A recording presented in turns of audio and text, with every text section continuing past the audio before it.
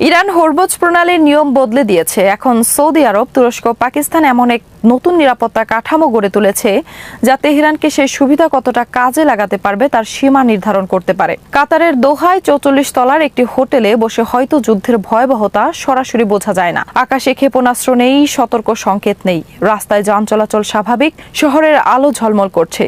কিন্তু এই স্বাভাবিকতার আড়ালেই বদলে যাচ্ছে উপসাগরীয় অঞ্চলের নিরাপত্তার সমীকরণ। 5 মাসের বেশি সময় ধরে চলার সংঘাতে সামরিক উত্তেজনা কিছুটা কমলেও এখন মূল প্রশ্ন হয়ে উঠেছে, উপসাগরের নিয়ম নির্ধারণ করবে কে? হরমুজ প্রণালী পুনরায় খুলে দেওয়ার বিষয়ে যুক্তরাষ্ট্র ও ওমানের মধ্যস্থতায় সমঝোতার সম্ভাবনা তৈরি হলেও ইরান জানিয়েছে ওয়াশিংটনের শর্ত মেনে নয়, বরং তেহরানের নিজস্ব শর্ত পূরণ হলেই প্রণালী খুলবে। ওমান আলোচনাকে হরমুজ দিয়ে নিরাপদ একটি নৌপথ নির্ধারণের পর্যায়ে নিয়ে গেছে, কিন্তু সেই পথের আঞ্চলিক জলসীমায় নিয়ন্ত্রণ কার হাতে থাকবে সেটি এখন বড় বিরোধের জায়গা। যুক্তরাষ্ট্র চায় আন্তর্জাতিক জলপথে বাণিজ্যিক জাহাজ কোনো ইরানি অনুমতি বা টোল ছাড়াই চলাচল করুক। বিপরীতে ইরান যুদ্ধের সময় অর্জিত কৌশলগত সুবিধা ধরে রাখতে চায় এবং আগত জাহাজের ওপর নিয়ন্ত্রণ ও ট্রানজিট ফি আরোপের দাবি করছে।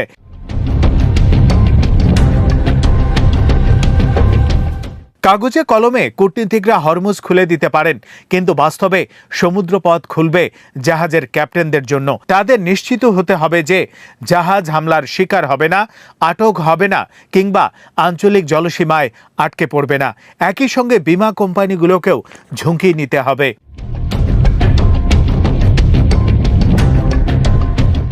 ইরানের ট্রানজিট ফি দেওয়ার বিষয়টি আরও জটিল, কারণ মার্কিন নিষেধাজ্ঞার কারণে মার্কিন নাগরিক বা যুক্তরাষ্ট্রের মালিকানাধীন কোম্পানিগুলো নিরাপদ চলাচলের বিনিময়ে ইরানকে অর্থ দিতে গেলে আইনি ঝুঁকিতে পড়তে পারে। ফলে কোনো জাহাজ ইরানকে অর্থ না দিলে হামলা বা আটকের ঝুঁকি তৈরি হতে পারে। আবার অর্থ দিলে মালিককে মার্কিন নিষেধাজ্ঞা ও বিমা সংক্রান্ত সমস্যায় পড়তে হতে পারে।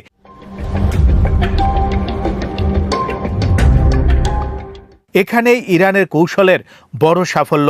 তেহরান সামরিক শক্তিতে যুক্তরাষ্ট্রের সমকক্ষ নয়, কিন্তু যুদ্ধের খরচ অন্যদের উপর ছড়িয়ে দিতে সক্ষম হয়েছে। হরমুজে সামান্য বাধাও লন্ডনের বিমা বাজার, কাতারের এলএনজি রপ্তানি, এশিয়া জ্বালানি বাজার এবং শেষ পর্যন্ত ওয়াশিংটনের রাজনৈতিক সিদ্ধান্তকে প্রভাবিত করতে পারে। এই পরিস্থিতি সৌদি আরবকে যুক্তরাষ্ট্রের উপর নির্ভরতার পাশাপাশি বিকল্প নিরাপত্তা কাঠামো গড়ে তুলতে উৎসাহিত করছে।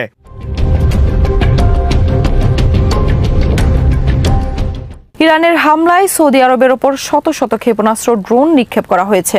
সৌদি প্রতিরক্ষা ব্যবস্থা অধিকাংশ হামলা ঠেকাতে সক্ষম হলেও শহর, সামরিক স্থাপনা ও জ্বালানি অবকাঠামো রক্ষায় রিয়াদকে দীর্ঘ সময় ধরে বিপুল সম্পদ ব্যয় করতে হয়েছে। ইরান সরাসরি হামলার পাশাপাশি ইয়েমেনের হুথি এবং ইরান সমর্থিত ইরাকি মিলিশিয়াদের মতো প্রক্সি শক্তিকেও ব্যবহার করতে পারে।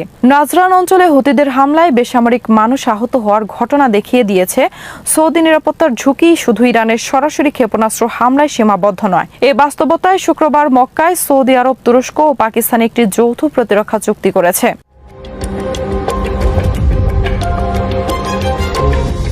চুক্তির মূলনীতি হল 3 দেশে যে কোনো একটির উপর সশস্ত্র হামলা হলে সেটিকে 3 দেশের উপর হামলা হিসেবে বিবেচনা করা হবে।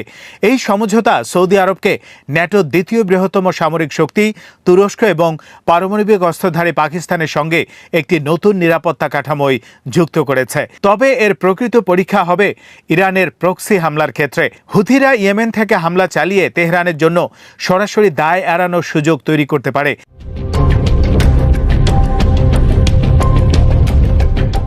ইরান সমর্থিত ইরাকি মিলিশিয়ারাও একই ধরনের ভূমিকা নিতে পারে।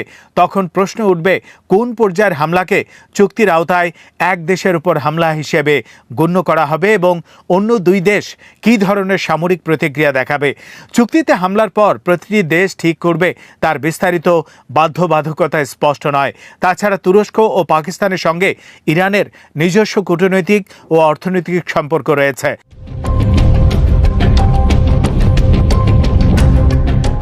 ফলে এই জোটকে কার্যকর রাখতে তিন দেশকেই নিজেদের জাতীয় স্বার্থ, ইরানের সঙ্গে সম্পর্ক এবং আঞ্চলিক স্থিতিশীলতার মধ্যে ভারসাম্য বজায় রাখতে হবে।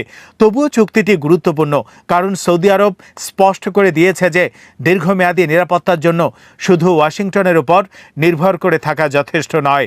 এর অর্থ যুক্তরাষ্ট্রকে বাদ দেয়া নয়, বরং রিয়াদ চাইছে ভবিষ্যৎ সংঘাতে তার হাতে একাধিক নিরাপত্তা বিকল্প থাকুক।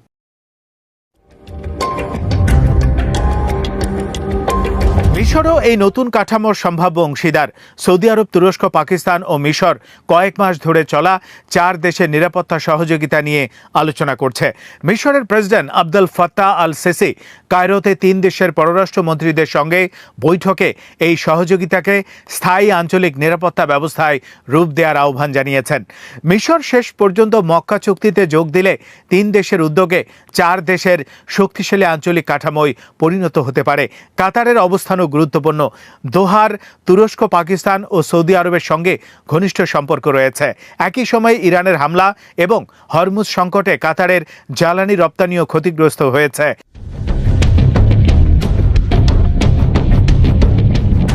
কিন্তু কাতার বহু বছর ধরে এমন একটি কূটনৈতিক অবস্থান তৈরি করেছে যেখানে তারা পরস্পরের সঙ্গে সরাসরি কথা বলতে অনিচ্ছুক পক্ষগুলোর মধ্যে যোগাযোগের সেতু হিসেবে কাজ করে। তাই নতুন প্রতিরক্ষা জোটে যোগ দিলে কাতার নিরাপত্তার নিশ্চয়তা পেলেও ইরান ও যুক্তরাষ্ট্রের মধ্যে মধ্যস্থতাকারী হিসেবে তার ভূমিকা দুর্বল হয়ে যেতে পারে। দোহায় জীবন আবার স্বাভাবিক ছন্দে ফিরছে। রাস্তায় যান চলছে, রেস্তোরাঁয় মানুষের ভিড় বাড়ছে, কিন্তু উপসাগরের এই আপাত স্বাভাবিকতার নিচে নিরাপত্তার পুরনো কাঠামো আর আগের মতো নেই।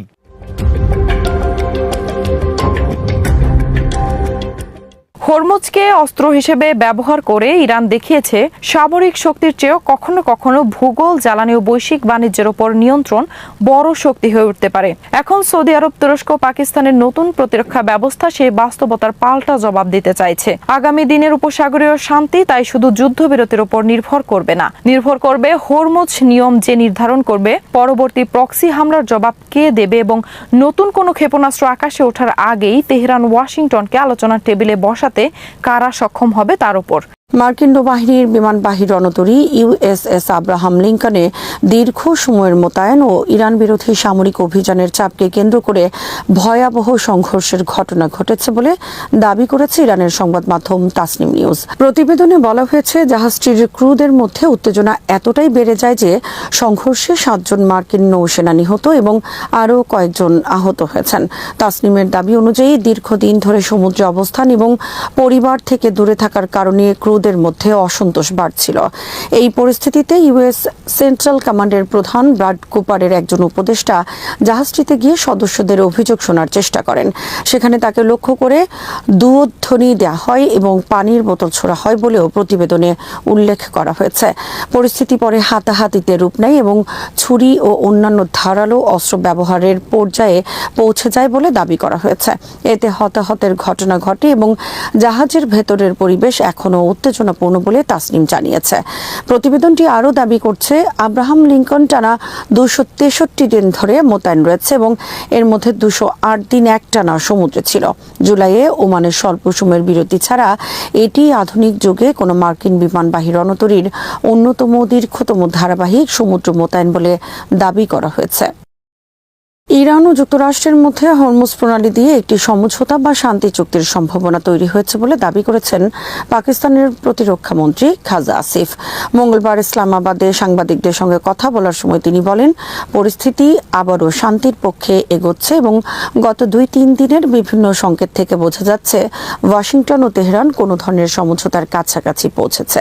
তবে সম্ভাব্য চুক্তির শর্ত বা আলোচনায় কী ধরনের অগ্রগতি হয়েছে সে বিষয়ে বিস্তারিত কিছু জানাননি তিনি। খাজা আসিফের এই মন্তব্য এমন এক সময় এসেছে যখন বিশ্বের অন্যতম গুরুত্বপূর্ণ জ্বালানি পরিবহন পথ হরমুজ প্রণালী নিয়ে কূটনৈতিক তৎপরতা জোরদার করা হয়েছে। কাতারের পররাষ্ট্র মন্ত্রণালয় জানিয়েছে, ইরান ও ওমানের মধ্যে হরমুজ দিয়ে জাহাজ চলাচল পুনরায় চালুর বিষয়ে আলোচনা এখন অ্যাডভান্সড স্টেজে পৌঁছেছে। দোহা আশা করছে যত দ্রুত সম্ভব এই গুরুত্বপূর্ণ নৌপথে স্বাভাবিক চলাচল ফিরবে। এরই মধ্যে পাকিস্তানের স্বরাষ্ট্রমন্ত্রী সৈয়দ মোহসিন নাকভি মঙ্গলবার তেহরানে পৌঁছেছেন।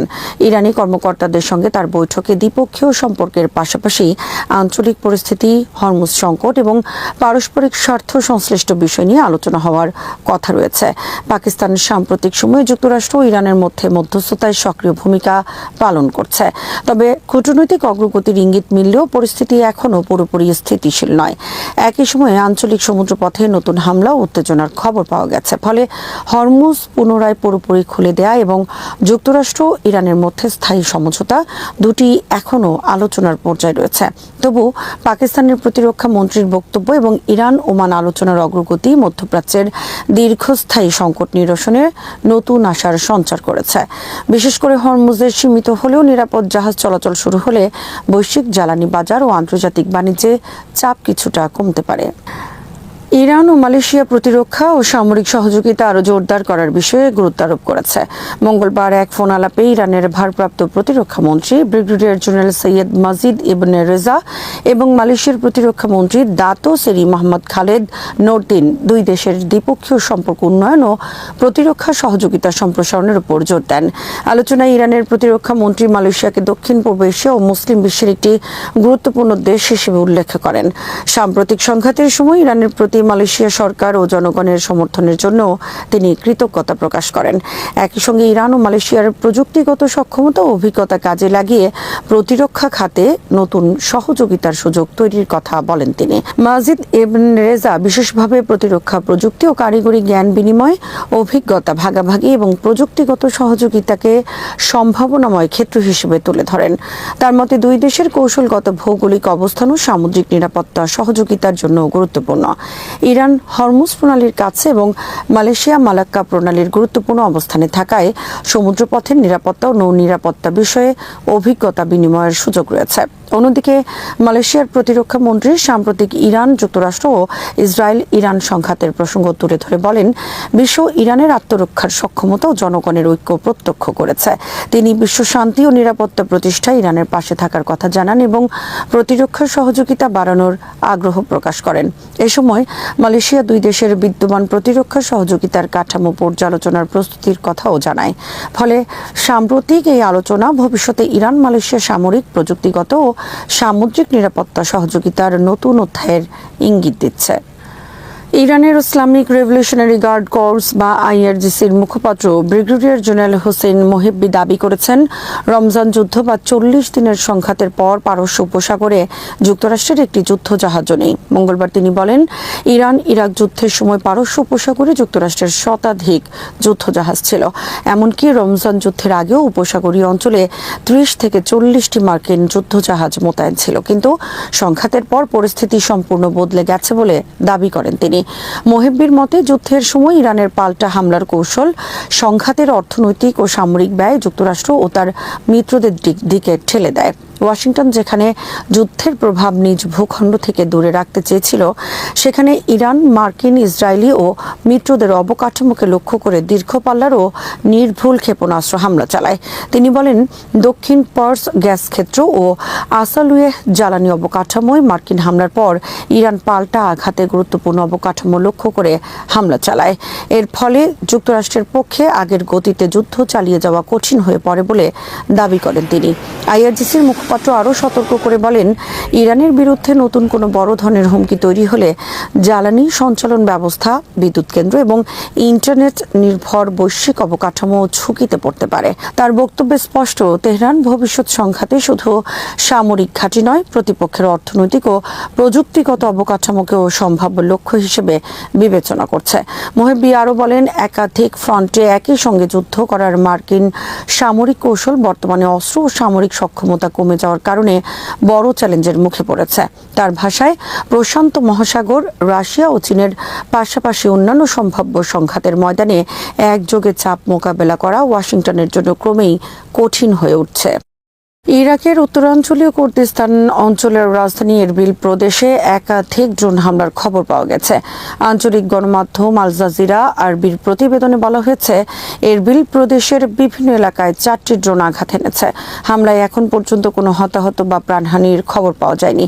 এদিকে বার্তা সংস্থা রয়টার্সকে নিরাপত্তা সূত্র জানিয়েছে, একই হামলায় এরবিলের কাছে ইরান বিরোধী 3টি গোষ্ঠীর শিবিরকে লক্ষ্যবস্তু করা হয়েছে। তবে হামলার সঙ্গে কারা জড়িত তাৎক্ষণিকভাবে তা নিশ্চিত করা হয়নি।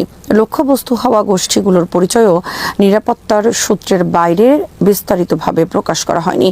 ইরাকের কুর্দিস্তান অঞ্চল দীর্ঘদিন ধরে ইরান বিরোধী কয়েকটি সশস্ত্র গোষ্ঠীর উপস্থিতির কারণে আঞ্চলিক উত্তেজনার অন্যতম সংবেদনশীল এলাকা হিসেবে বিবেচিত হয়ে আসছে। অতীতেও ইরান এসব গোষ্ঠীকে সীমান্ত পারের নিরাপত্তা হুমকি হিসেবে উল্লেখ করে কুর্দিস্তান অঞ্চলে ক্ষেপণাস্ত্র ও ড্রোন হামলা চালিয়েছে। সাম্প্রতিক হামলার ঘটনা এমন এক সময় সামনে এলো যখন ইরান ও যুক্তরাষ্ট্রের মধ্যে দীর্ঘস্থায়ী সামরিক ও কূটনৈতিক উত্তেজনা পুরো মধ্যপ্রাচ্যের নিরাপত্তা পরিস্থিতিকে আরও অস্থিতিশীল করে তুলেছে। ফলে এরবিলে ইরান বিরোধী গোষ্ঠীগুলোর অবস্থানে হামলা নতুন করে আঞ্চলিক উত্তেজনা বাড়াতে পারে বলে আশঙ্কা রয়েছে। রান 15,000 কিলোমিটার পাল্লার ক্ষেপণাস্ত্র তৈরির প্রস্তুতি নিচ্ছে ইরানের জ্যেষ্ঠ ধর্মীয় নেতা আব্দুল নবী মুসাফিফারদের এমন বক্তব্য মধ্যপ্রাচ্যের চলমান ইরান যুক্তরাষ্ট্র সংঘাতকে নতুন মাত্রায় নিয়ে গেছে। শুক্রবার আহভাজ শহরের জুমার নামাজের খুতবায় তিনি দাবি করেন, ইসলামী প্রজাতন্ত্র এমন একটি ক্ষেপণাস্ত্র তৈরির প্রস্তুতি নিচ্ছে যার পাল্লা হবে প্রায় 15,000 কিলোমিটার বা 9,300 মাইল। তার ভাষ্য অনুযায়ী এই সক্ষমতা অর্জন করা গেলে যুক্তরাষ্ট্রের গভীর অভ্যন্তর পর্যন্ত আঘাত হানা সম্ভব হবে। তিনি আরো বলেন, এমন প্রস্তুতি নেওয়া হচ্ছে যাতে আমেরিকার জনগণও ক্ষেপণাস্ত্রের আঘাত কেমন তা অনুভব করতে পারে এবং রক্তপাত ও ধ্বংসযজ্ঞের অর্থ বুঝতে পারে। বক্তব্যটি নিঃসন্দেহে কঠোর এবং প্রতিশোধমূলক, কিন্তু এর সবচেয়ে গুরুত্বপূর্ণ দিক হল এটি কি ইরানের বাস্তব সামরিক কর্মসূচির ঘোষণা নাকি যুক্তরাষ্ট্রের বিরুদ্ধে কৌশলগত ও মনস্তাত্ত্বিক চাপ তৈরির একটি রাজনৈতিক বার্তা। এই প্রশ্নের উত্তর খুঁজতে হলে প্রথমেই বুঝতে হবে 15,000 কিলোমিটার পাল্লার অর্থ কী। সাধারণভাবে 5,500 কিলোমিটারের বেশি পাল্লার ব্যালিস্টিক ক্ষেপণাস্ত্রকে আন্তঃমহাদেশীয় ব্যালিস্টিক ক্ষেপণাস্ত্র বা ICBM হিসেবে বিবেচনা করা হয়। 15,000 কিলোমিটার সেই সীমার অনেক ওপরে। এমন পাল্লার অস্ত্র কেবল মধ্যপ্রাচ্য বা ইউরোপের লক্ষ্যবস্তুতে আঘাত করতে পারবে না, তাত্ত্বিকভাবে উত্তর আমেরিকার গভীর অভ্যন্তরেও এর আওতায় চলে আসতে পারে।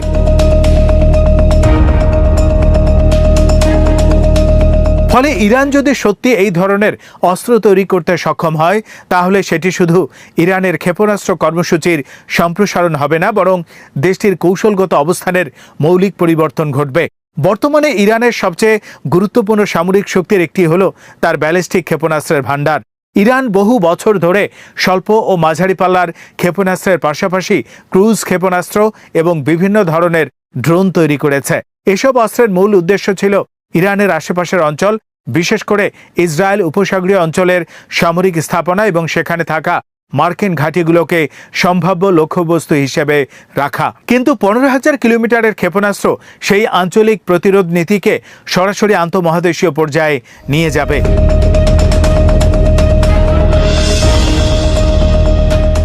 যদিও একজন ধর্মীয় নেতার বক্তব্যকে সরাসরি ইরানের সামরিক সক্ষমতার প্রমাণ হিসেবে বিবেচনা করা যায় না, এখন পর্যন্ত এই বক্তব্যের সঙ্গে এমন কোনো প্রকাশ্য প্রযুক্তিগত তথ্য, পরীক্ষামূলক উৎক্ষেপণের তথ্য বা ইরানের প্রতিরক্ষা মন্ত্রণালয়ের বিস্তারিত ঘোষণা যুক্ত না থাকলে 15,000 কিলোমিটার পাল্লার অস্ত্র বাস্তবে নির্মাণের পর্যায়ে পৌঁছে গেছে বলা ঘোষণা সামরিক অঙ্গনে আগুন ধরিয়ে দেবে, এতে কোনো সন্দেহ নেই।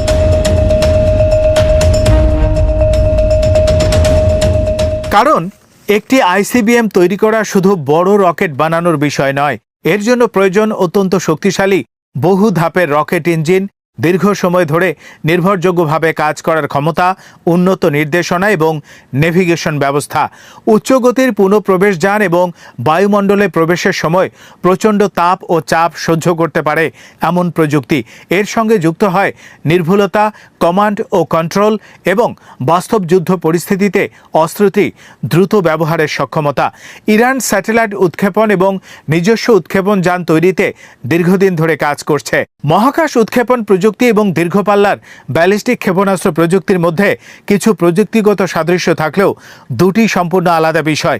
একটি উৎক্ষেপণ যান কোনো উপগ্রহকে কক্ষপথে পাঠাতে পারে মানেই সেটি স্বয়ংক্রিয়ভাবে কার্যকর আইসিবিএম হয়ে যায় না। সামরিক ক্ষেপণাস্ত্রের ক্ষেত্রে পুনঃপ্রবেশ, নির্ভুলতা, নির্ভরযোগ্যতা এবং অস্ত্র বহনের সক্ষমতা এক্ষেত্রে অত্যন্ত গুরুত্বপূর্ণ।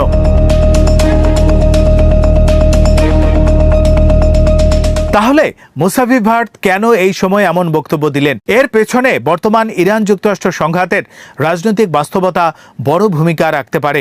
ইরান বর্তমানে এমন একটি পরিস্থিতির মধ্য দিয়ে যাচ্ছে যেখানে যুক্তরাষ্ট্রের সামরিক চাপ এবং ইরানের পাল্টা প্রতিরোধ দুই বিষয় পাশাপাশি চলছে। তেহরানের জন্য সবচেয়ে গুরুত্বপূর্ণ কৌশলগত বার্তা হলো ইরানের উপর হামলা করলে তার প্রতিক্রিয়ায় শুধু ইরানের সীমান্তে আটকে থাকবে না। ইরান ইতিমধ্যে আঞ্চলিক মার্কিন সামরিক উপস্থিতি, ঘাঁটি ও জ্বালানি অবকাঠামোকে সম্ভাব্য চাপের জায়গা হিসেবে বিবেচনা করছে।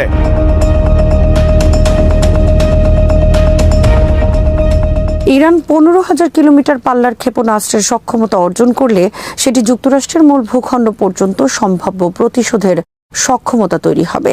এর ফলে এই ঘোষণা সামরিক ঘোষণার পাশাপাশি একটি মনস্তাত্ত্বিক প্রতিরোধ বার্তাও হয়ে উঠতে পারে। ওয়াশিংটনের জন্য বিষয়টি গুরুত্বপূর্ণ, কারণ কোনো প্রতিপক্ষ যদি আন্তঃমহাদেশীয় পাল্লার সক্ষমতা অর্জনের দিকে এগোয় তাহলে যুক্তরাষ্ট্রকে শুধু মধ্যপ্রাচ্যের সামরিক ঘাঁটি রক্ষা করলেই হবে না, নিজের মূল ভূখণ্ডের নিরাপত্তা, আগাম সতর্কীকরণ ব্যবস্থা এবং ক্ষেপণাস্ত্র প্রতিরক্ষা কাঠামো নিয়েও নতুন করে পরিকল্পনা করতে হবে।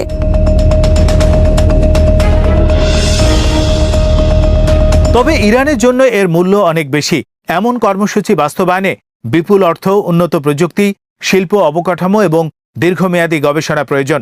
উপরন্তু এই ধরনের কর্মসূচি ইরানের উপর নতুন নিষেধাজ্ঞা এবং আন্তর্জাতিক চাপ বাড়াতে পারে। তাই ইরান যদি সত্যি 15,000 কিলোমিটার পাল্লার ক্ষেপণাস্ত্র তৈরির পথে যায় তাহলে এটি হবে অত্যন্ত উচ্চাভিলাষী এবং ঝুঁকিপূর্ণ কৌশলগত সিদ্ধান্ত। সবচেয়ে গুরুত্বপূর্ণ বিষয় হলো এখনই ধরে নেওয়া যাবে না যে ইরানের হাতে এমন ক্ষেপণাস্ত্র রয়েছে বা তা শিগগিরই প্রস্তুত হয়ে যাবে। বরং মুসাফি ভাটদের ঘোষণা ইরানের সম্ভাব্য ভবিষ্যৎ সামরিক লক্ষ্য, যুক্তরাষ্ট্রের বিরুদ্ধে প্রতিরোধের বার্তা এবং বর্তমান সংঘাতের উত্তেজনাপূর্ণ রাজনৈতিক পরিবেশ এই বাস্তবতা সামনে রেখেই অগ্রসর হচ্ছে, তাতে কোনো সন্দেহ নেই।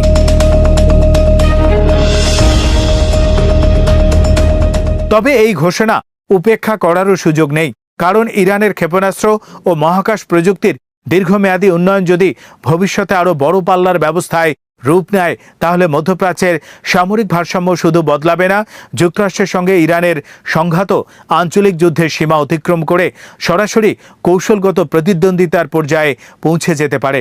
আর সেখানেই 15,000 কিলোমিটার ক্ষেপণাস্ত্রের এই দাবি বাস্তব সক্ষমতার চেয়ে বেশি গুরুত্বপূর্ণ হয়ে উঠছে, কারণ এটি ইঙ্গিত করছে যে ইরানের প্রতিরোধ নীতির চিন্তাভাবনা এখন কতটা দূর পর্যন্ত বিস্তৃত হতে পারে।